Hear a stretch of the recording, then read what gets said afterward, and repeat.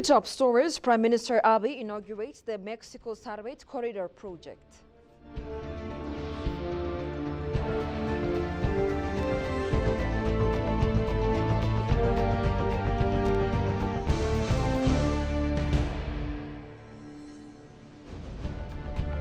And Indian ambassador says Ethiopia's BRICS membership signifies growing recognition of economic and political potential.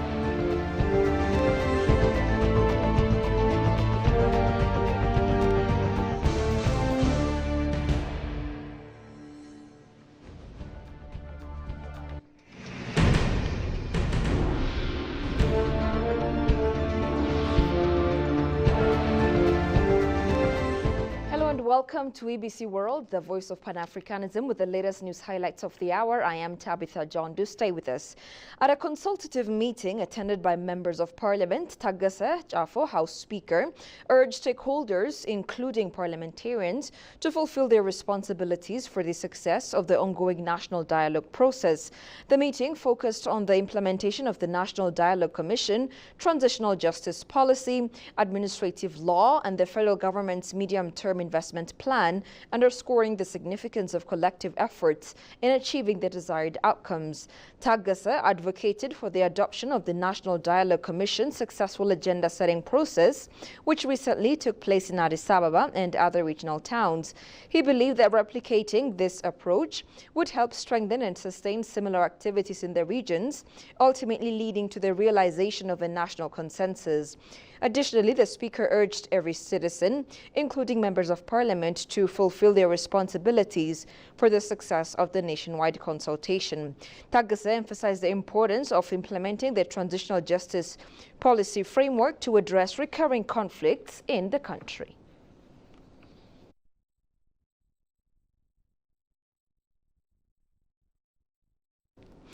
Minister of Defense Aisha Mohammed conferred with French Ambassador to Ethiopia Remi Magasho. The two sides discussed military cooperation to be consolidated between Ethiopia and France in the future. Ethiopia and France have a long-standing military cooperation in many ways. Ambassador Magasho delivered the congratulatory message, which was sent to Defense Minister Aisha from her French counterpart.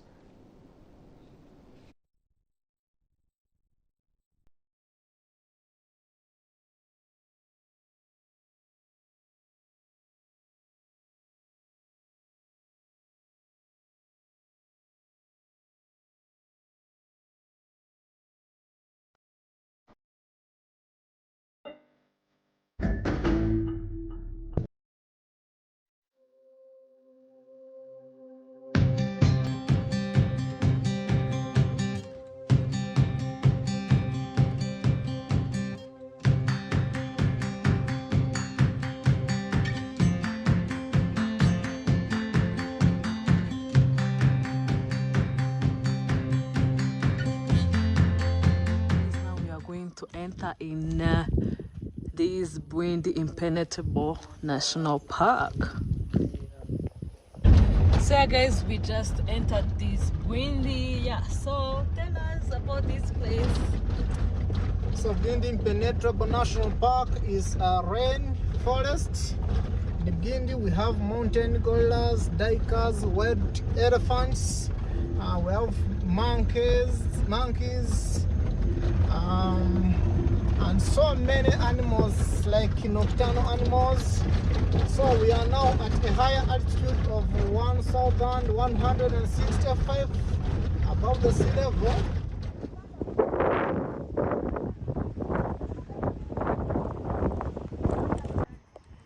Guys, can you see the broccoli trees? The trail soon turns left onto a winding path deeper into the forest. It crosses the Munyaga River 3 times before presenting you with the first waterfall. When I'm protecting this forest, guarding it against enemies, I am not guarding it for my own benefit. I'm guarding it for the whole world. Farid mguu sawa. Mguu pande. Mguu sawa.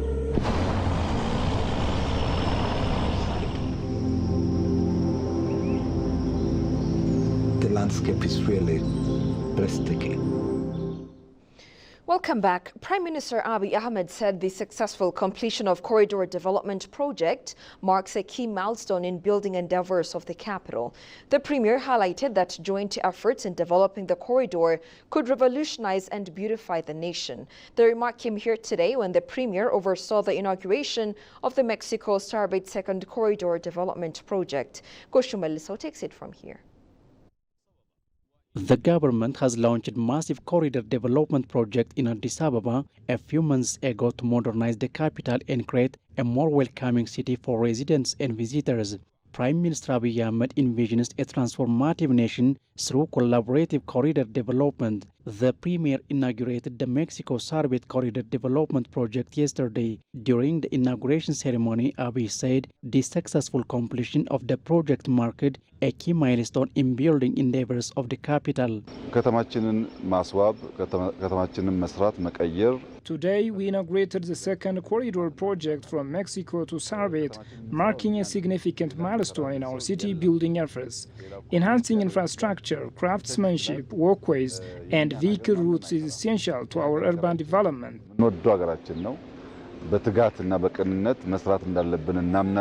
Prime Minister Abiy highlighted the corridor project geared to enhance infrastructure, workmanship, walkway and vehicle passes. Demolishing the dilapidated sections of our towns is an essential measure for securing a prosperous future for coming generations.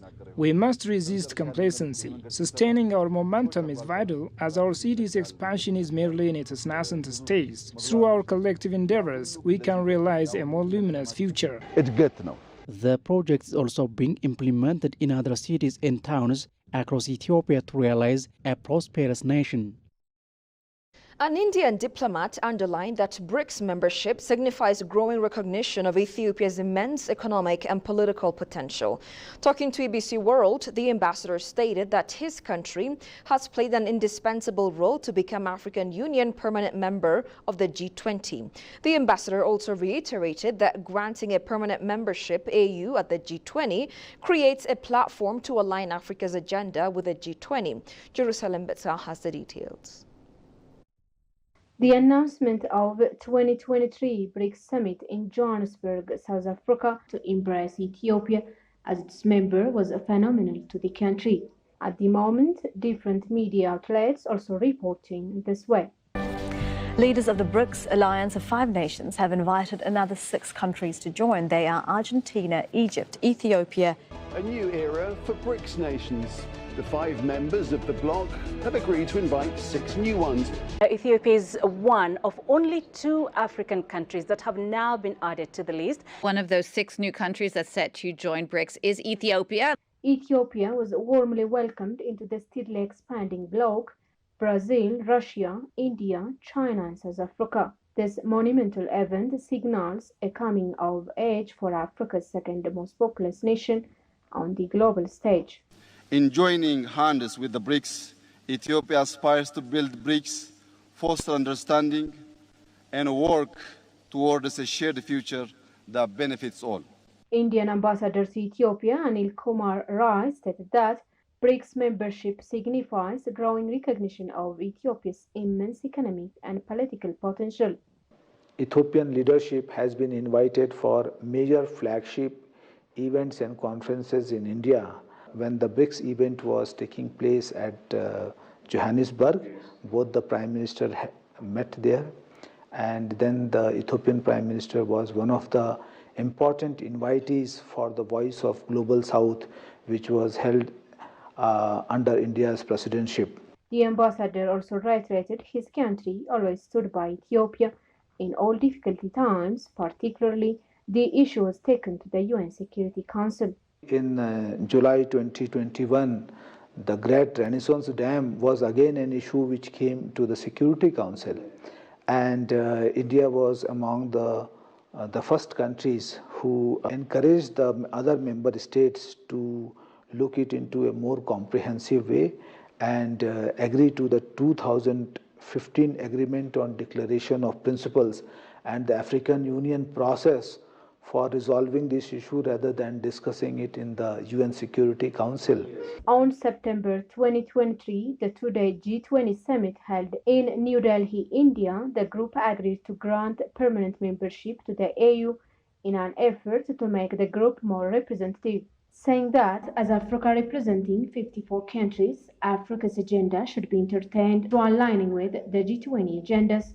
That's why his country and government has played a great role in this effort, the ambassador said. We believe that why Africa is discussed in G20 without Africa's participation. So we made it a point that African Union should become a full member of G20. Lot of backdoor efforts were made, and we are very happy that the outcome was positive. The reason why India wanted African Union to be part of G20 is that it represents a grouping of 54 countries. Those countries which are developing, and they represent 20% of population. So it was almost, in our opinion, not right to keep the African Union away from the fold of G20.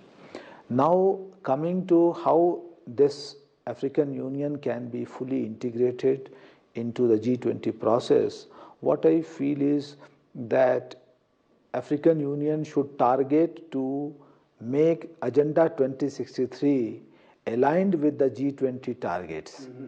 And the G20 should include the Agenda 2063 in its own framework, so that the issues like sustainable growth, employment, climate change, financial inclusion, poverty reduction, food security, infrastructure, these all aspects which are the immediate needs of the African countries are become the part of the G20 agenda. And modern diplomatic relations between India and Ethiopia were established in July 1948 after the independence of India.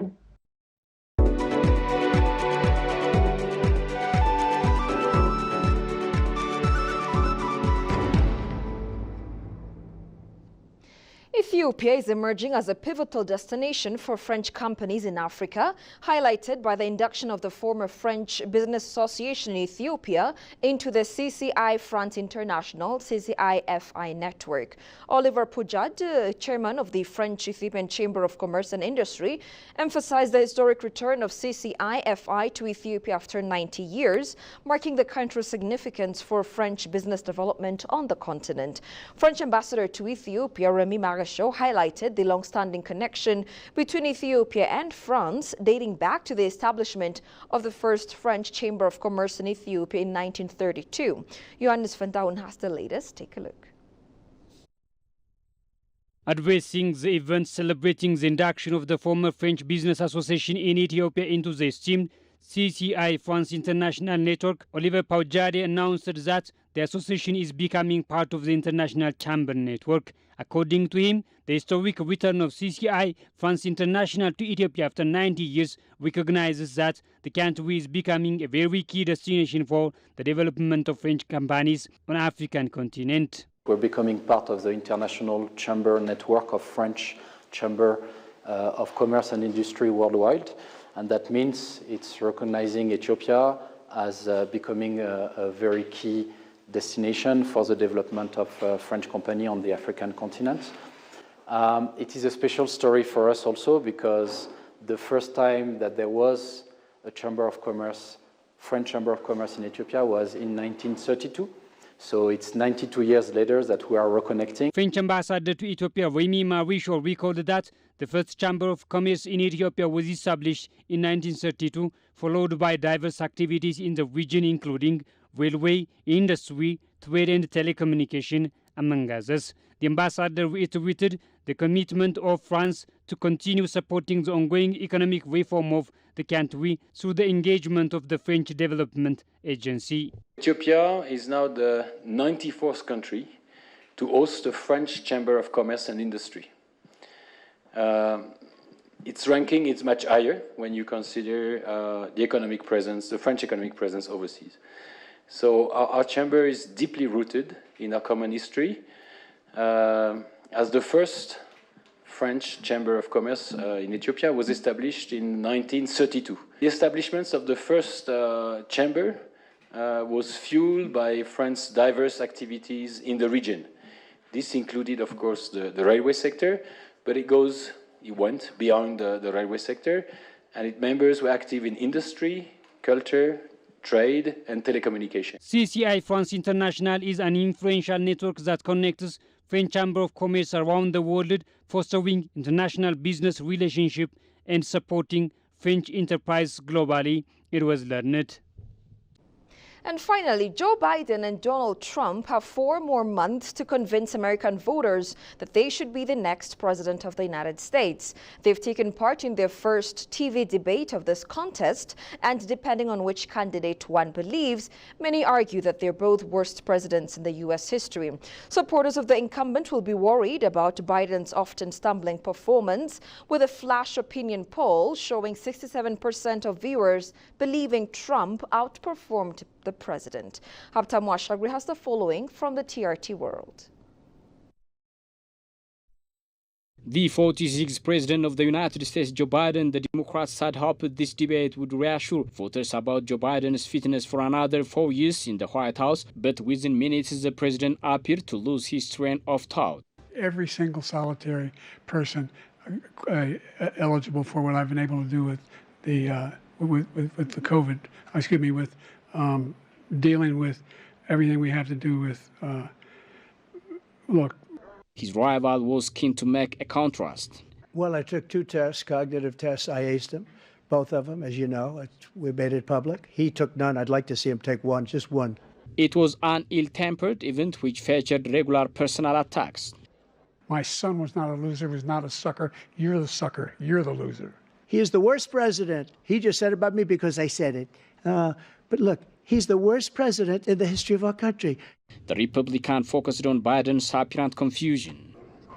That was one of the darndest things I've ever seen. I'm not quite sure what's going on with Joe Biden, to be perfectly honest with you. He looked lost. He looked befuddled, like he couldn't figure out where he was going to go next. Understandably, the Democrats were to avoid the issue, at least in public. The Biden administration has delivered where Trump failed on every major issue, from the punchline that was infrastructure week to investments in places like Wisconsin. But behind the scenes, it's understood some senior Democrats are thinking the previously unthinkable that they might need to find an alternative candidate. You're watching ABC World, a reminder of the top stories. Prime Minister Abiy inaugurates the Mexico-Sarvet Corridor project.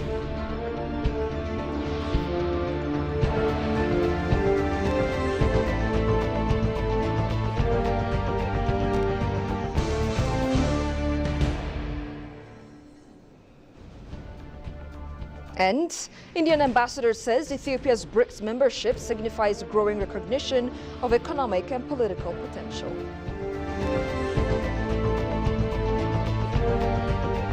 That's all we had for now. I'm Tabitha John. Many thanks for watching. Have a good time and do take care.